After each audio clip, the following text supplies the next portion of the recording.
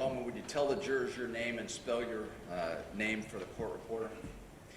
My name's Dr. Karen Looman, Looman. And would you tell us what you do for a living? I'm the Chief Deputy Coroner and Forensic Pathologist, and I work at the Hamilton County Coroner's Office. And what do your duties entail in that capacity? My main job is to determine the cause and manner of death in individuals that end up in our office. How do you do that? One of the main things is I perform an autopsy on an individual where I'm looking at both the external aspect of a body as well as the internal aspect of a body. I also look at medical records, police reports. I do a toxicology, which means I take blood from an individual and evaluate if there's medications or drugs in the system. I take all of those things and put them together and come up with a cause of death and a manner of death. At this time, I would ask you about your educational and employment history that enables you to be the Chief Deputy Coroner, unless Mr. Matthews has any dispute about your qualifications. I do not. Yes. Very good. All right, you indicated that one of the primary duties you have as the Chief Deputy Coroner is that you perform autopsies. Is that correct? Yes. Is an autopsy an actual medical procedure? Yes, it is. And could you tell us just generally what are the steps you take? How do you go through an autopsy? Well, an autopsy, again, is I look at the outside of a body. Many times people have scars that can tell me what kind of medical procedures a person has had. For example, if they have a scar down the center of their chest, it tells me that maybe they had a surgery dealing with their heart. And I also look at injuries that an individual has on the body. I actually have a cartoon diagram that I draw all these findings on. The next aspect is doing an internal examination. So I open the chest and the abdomen and I look at the organs. The organs can also tell you if there's disease, and so I look at each one and evaluate if there's disease there or not. That also involves opening the head and looking in the head at the brain to see if there's any disease there. And based on what I find, I then write a report. And then the report is finalized when all the other aspects come into place, like the medical records, police records, the toxicology report comes back, and I put them all together, and I come up with a cause of death. Do you normally, as part of your autopsy, in addition to writing a report, either take or direct the taking of photographs of the autopsy to document your findings? Yes, I do. And would it be fair to say that the purpose in doing an autopsy is determine how and why a person died at that particular time? Yes. How many autopsies do you think you've performed in your career? 2,500. And in each one of those 2,500 autopsies, at the end, you wrote a report and you made findings as to how and why that person died? Yes, I did. Do you take x-rays of the person prior to the autopsy? In certain circumstances, we do take x-rays, yes. And is a secondary purpose of the autopsy to collect any evidence that's inside the body that you think might be relevant to that person's death? Yes, that's true. What's a coroner's case? That is a case where an autopsy is required by law. There are 5 general categories that somebody who passes away may come to our office. If there's any accident, there's a suicide, there's a homicide, if there is an undetermined, in other words, we just have no idea why somebody passed away. We do have some natural deaths. People who pass away and don't have a physician, they need somebody to sign a death certificate, and I end up being their physician for a day when I do their autopsy. So those are the type of the cases that come through our office. All right. If I could, let me direct your attention to a Sunday afternoon or early evening. That'd be July the 19th, 2015. At some point were you contacted and advised that a UC police officer had fatally shot a citizen named Samuel DuBose? Yes. And sometimes, as the coroner, do you go to the scene? Sometimes I do, yes. And did you, in this case, go to the scene at Rice Street in Valencia? Yes. Tell us what you saw when you went to the scene. There was a small car that had crashed into a brick wall. It was on the left side of a road. There was a person perpendicular to the car laying on the road, and he'd been covered with a sheet. And had he been pronounced dead by the Cincinnati Fire Department? Yes, he was pronounced dead prior to me getting there. Did you look under the sheet and look at the body of Samuel DuBose? Yes. Did any injuries that you saw there at the scene stand out to you and strike you as something that you would need to address at the autopsy? Yes. Were those injuries to Samuel DuBose's head? Yes. Now, at that point, did you determine this was definitely a coroner's case and an autopsy was required? Yes. Did you direct that the body be transported to the Hamilton County morgue? Yes. And where is that? That's on Eden Avenue. It's very near UC Hospital.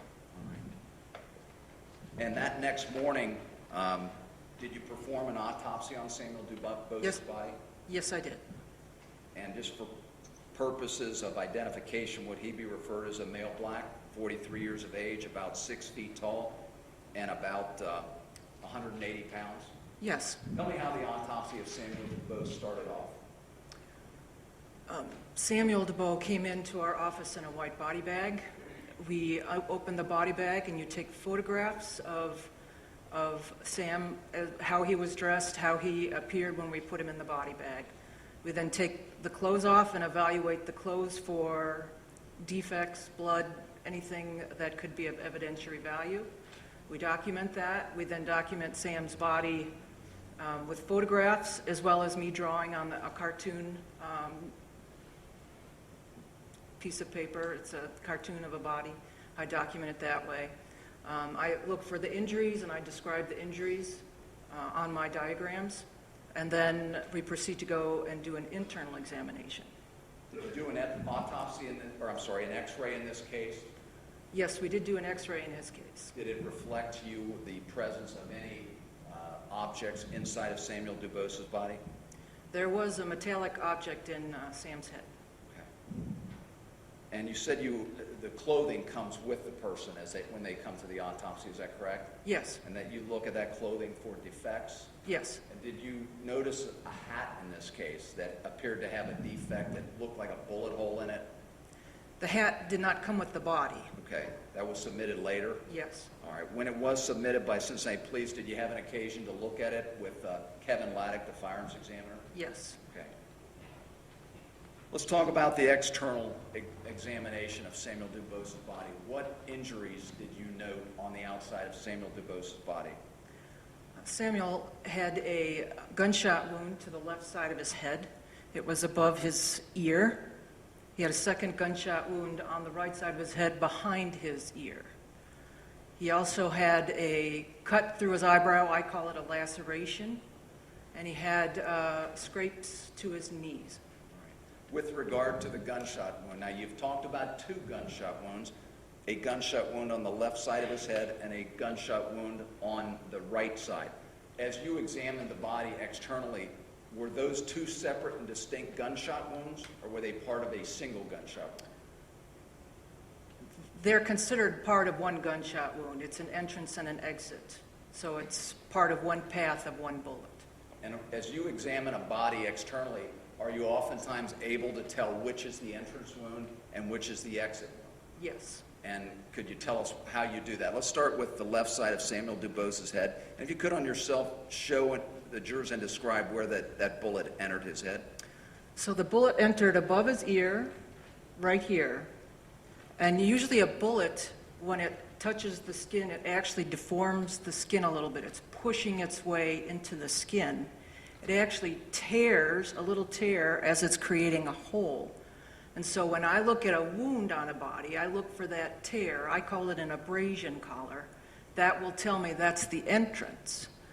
Now, once the bullet goes through a body, the bullet usually goes in a straight line, but it does get a little off kilter when it strikes things like bones. So I look at the other side. The other side was what I considered the exit, and that was behind his right ear on the bone back there. And when the bullet exits, most of the time it splits the skin, so you won't see that abrasion collar that you see on an entrance. escaping and splitting the skin. And when I said before that sometimes the bullet starts to tumble when it hits something in a body, like, for example, bone, it won't make a perfectly round circle when it exits. It splits the skin because maybe the bullet's going sideways, or maybe the bullet's going backwards when it exits the body instead of frontwards where the bullet has a point to it. So in this case, the linear, they look like cuts behind his right ear are consistent with an exit wound. And that would also confirm or be confirmed by the finding that you'd made of the autopsy, that there was a metallic fragment still in his head within that same general path? Yes. I'll come back to the laceration on the eyebrow in just a second. Did you discover any other significant injuries externally on Samuel DuBose besides those gunshot wounds and the laceration on the eyebrow? Just an abrasion to his knee. Okay. Now, after this external exam, did you open up Samuel DuBose's body and look for internal harm to the body? Yes. Were you able to look, in this case, at that entrance wound and the exit wound and follow the path of that bullet as it went through Samuel DuBose's head? Yes. Can you describe for the jury the path that the bullet took and what, if any, damage it did to him? The bullet entered, again, the left side of his head above his ear. It went through the skin and the bone of his skull. Now, the brain has two hemispheres, and underneath there's something called the cerebellum, which are two smaller hemispheres, and in between those is the brainstem, which is the start of your spinal cord that goes down your spine. So there's two big hemispheres and two small hemispheres, and then the start of the spinal cord. The bullet, once it went through the bone on the left side, scraped the underside of the two big hemispheres. In doing that, it cut off the brainstem, or the two lower hemispheres of the brain. It cut it off and then exited behind his right ear. In cutting off the brainstem, that's the center that tells your heart to beat. It tells you to take a breath. And so that's a serious injury. As you trace that path of that bullet through DuBose's skull, inside the skull, what was the direction or the path that it took?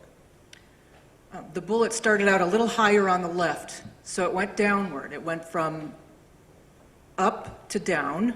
It went backwards a little bit, and it went left to right.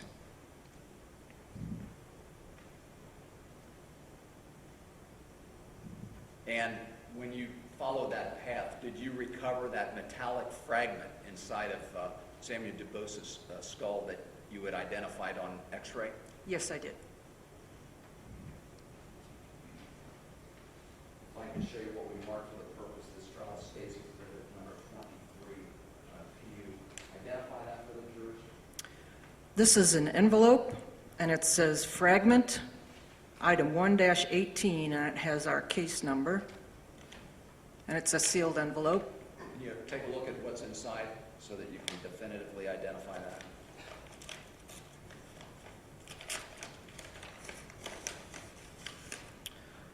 And what's inside is what we call our bullet box. It's a clear plastic container. It has a piece of cellophane, and probably what I removed is wrapped in that cellophane. Should I open that container too? No, that's fine. Just you identify the container. I take it you've marked it with similar markings so you can identify it as unique to this case? Yes, it has the case number, and it has the location of where we found the bullet fragment, and it has my morgue technician's signature on it. Very good. After that was recovered and placed in that bullet box, did you put it in the coroner's office property room so that it would be available to Kevin Laddick or any of the other firearms examiners to look at? Yes. All right, now you talked about the path that the bullet took as it went through Samuel DuBose's body. You indicated it went through the brainstem, is that correct? Yes. Would that have been an immediately incapacitating, immediately fatal injury? Yes, that was immediate death. And what would have been the response of any of his arms or legs or appendages? As soon as that bullet cut off his brainstem, there was no more thought, There's no more purposeful movement of his arms and his legs.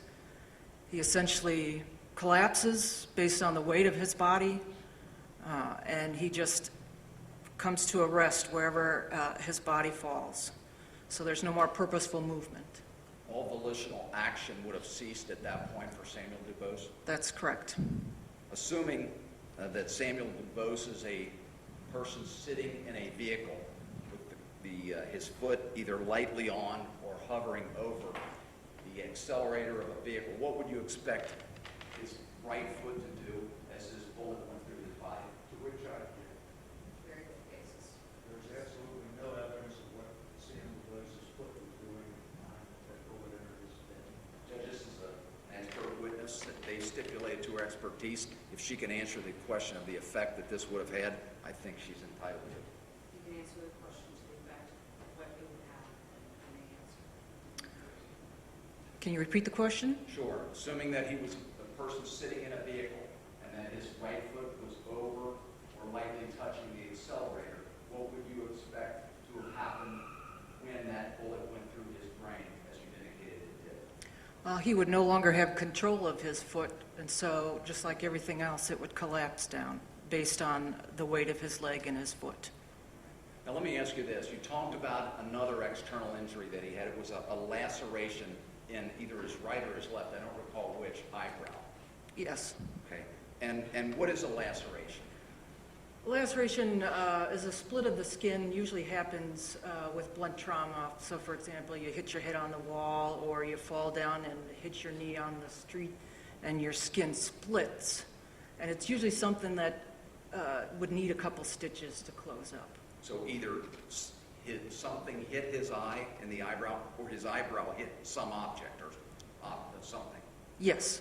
Assuming again that Samuel DuBose is seated in a car and that car crashed afterwards and his head might have struck the steering wheel, the dashboard, would you expect that to be consistent with how this injury could have been suffered? Yes. Was that laceration something that occurred at or about the time of Samuel DuBose's death?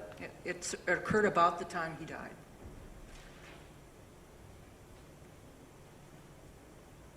Now, you did not stop your examination when you found these particular injuries, did you? That's correct. You did a complete examination of the body, including all organs, to see if there was any other illness or injury that would have contributed to his death on July the 19th, 2015. That's correct.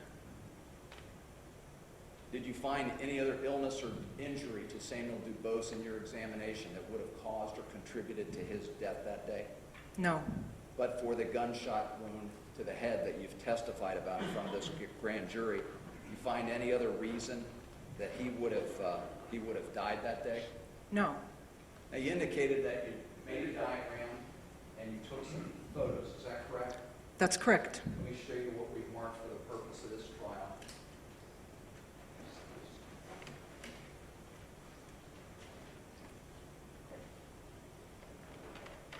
Judge, we're about to get into the coroner's diagram and photographs that I have previously argued objections to. I would like to review those objections, especially now that we've heard Dr. Looman's testimony.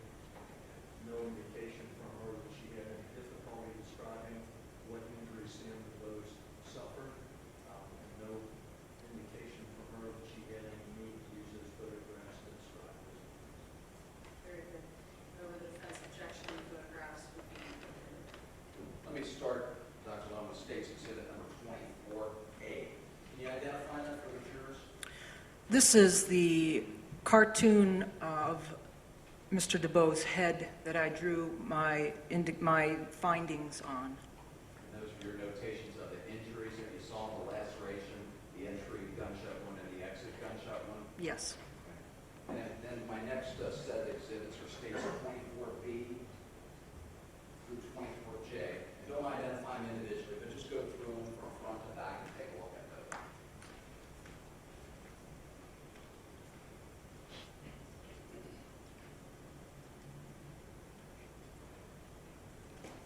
Can you identify for the jury what that series of photos is? Those are photographs taken during the autopsy. They were either taken by you or at your direction, is that correct? Yes, Do those photographs fairly and accurately depict the injuries that you saw during the Samuel DuBose autopsy? yes, And would they be of assistance to you if you could display those to the jury to explain to the members of the jury how and why he died that day? yes. Judge, at this time, I would move states 24, B through, I believe it's J, into evidence and ask that Dr. Looman be allowed to display those to the jury. Any further objections? Judge, I object twice and move. Understood. Dr. Looman, if you could, you want to step over to the side here and bring those photos with you?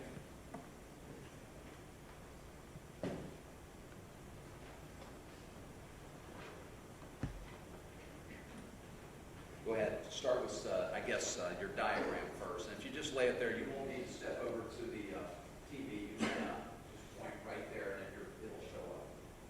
I can point down on. Yes, you see your fingers on the screen there. All right. Go ahead. This is the cartoon diagram. As you can see, I've got a arrow pointing to his eyebrow, and I call it a laceration. Down here is the entrance defect. This is the left side of his head. You see it's right above the ear, and it's circular. And behind his right ear, there are two lines, one line and a little short one. That's the exit.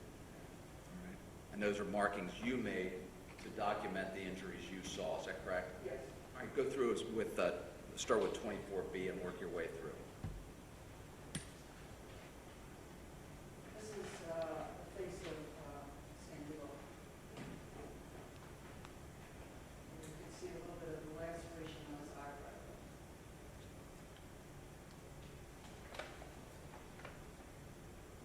This is the left side of his head. This is the entrance defect. And have you shaved away the hair there so the wound is more observable and you can get a better look at how the wound appears? Yes. Does that confirm what you said before about it being an entrance wound? Yes, I have another picture to show it. Okay, go ahead. Just use the exhibit number so the record shows what you're talking This about. is E. So this is the entrance defect. And remember before I was talking about how the bullet, as it's pushing its way through the skin, it scrapes and pulls the skin away. So this is the abrasion color I was talking about. This is what makes it an entrance wound. It scraped its way through the skin. So this is what's on the left side of his head above his ear. So this is on the right side of his head behind his ear. This is the exit defect. It's a linear tear, very similar to the laceration on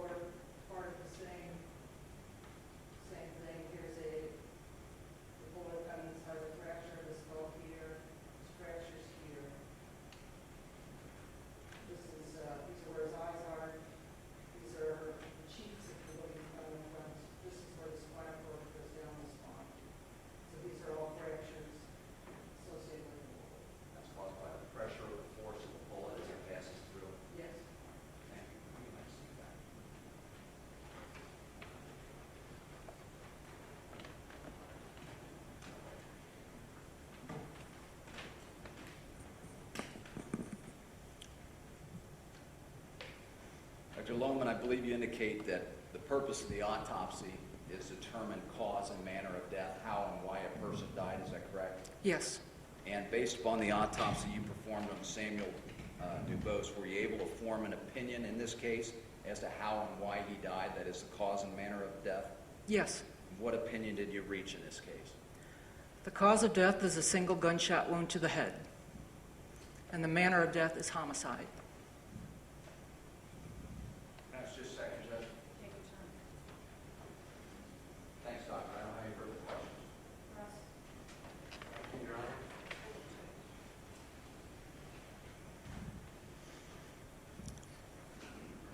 Dr. Looman, as part of your autopsy procedure, when the body first comes into the coroner's office, I believe you indicated that you start with examining the clothing. Is that correct? Yes. And did you conduct an examination of Samuel DuBose's clothing?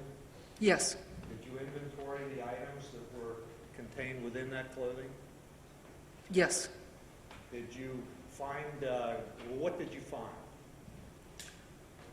Are you talking clothing articles or other things? Other Other than, things that were contained in the clothing?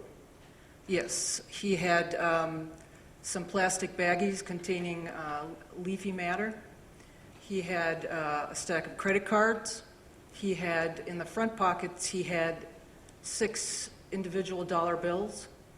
And in the back pocket, he had a large quantity of money, $2,620. And did you later learn, Dr. Looman, that the plastic bags with the green leafy material was marijuana? Yes. And in the, you indicated he had credit cards? He had a stack of various cards, some of them business cards. I believe there was one card, I don't know if it was a debit card or a credit card. Was there a state identification card? Yes. And do you know where that is today? It was destroyed. By who? At the time, our office takes those cards so that they're not used fraudulently elsewhere, and we destroy them for the This is state. an identification card issued by the state of Ohio? Yes. Do you have any information about that card, such as when it was issued? There's probably a photograph somewhere that has that information presented on the card. Do you have such a photograph? Not that I know of at the moment. You indicated that you next observed the exterior of the body, correct? Yes. And I note from your report that you noticed some striae. Is that a correct pronunciation? Yes. What is that? Stretch marks. What's the cause of stretch marks? Many times it's if someone weighed a whole lot more and then lost the weight, you end up getting stretch marks. Anybody who's had a child knows about stretch marks. Okay. You indicated, I believe, that Mr. DuBose weighed 180 pounds at the time you examined his body, correct? I believe so, yes. Okay. And you also indicated that as part of your examination, you asked for a toxicology report. Is that a correct terminology on my part? Yes. And you did that in this case? Yes. Does that assist you in your determination of manner and cause of death at times? At times, Would that have assisted you in this case? no. Okay. But you did do that as part of your examination of Sam DuBose's body, correct? Yes.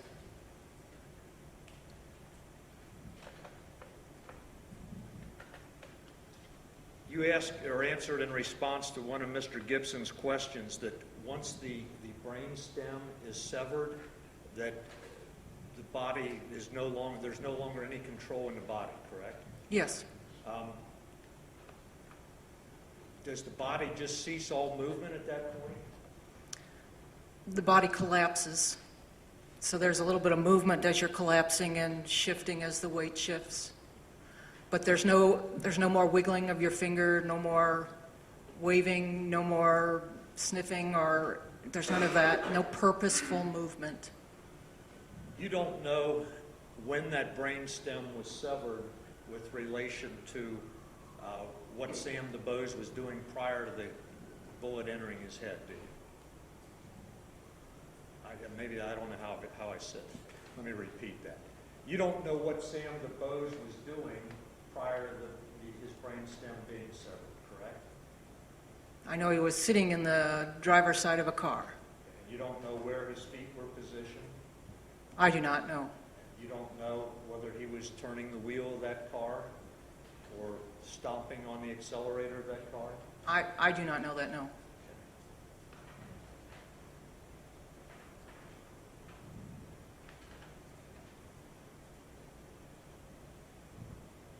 You indicated that you checked the body or checked the internal organs and determined whether or not there was anything else going on within an individual's body, correct? That's correct. And you indicated that there was nothing going on in Sam DuBose's body that would have caused his death on that date, correct? That's correct. Were there any other issues with his health, or was he a completely healthy individual? Judge, objection when approached. Mayor. In chambers? Yes. Feel free to stand respectfully.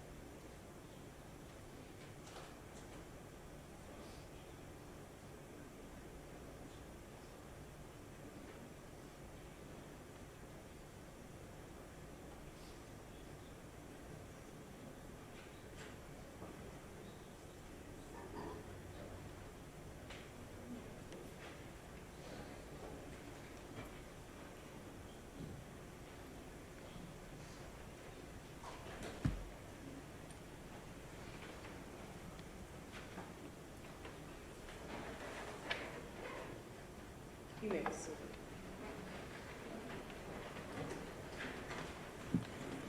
Just one moment until we're, for reporters ready.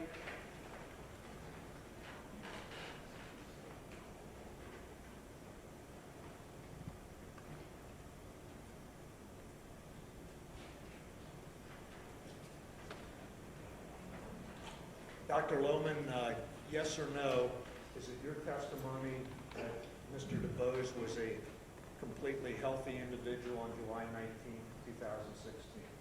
No, Thank you. And it's your testimony that the bullet that caused his death entered the top left portion of his head, proceeded on a downward trajectory, and exited the right side of his head, correct?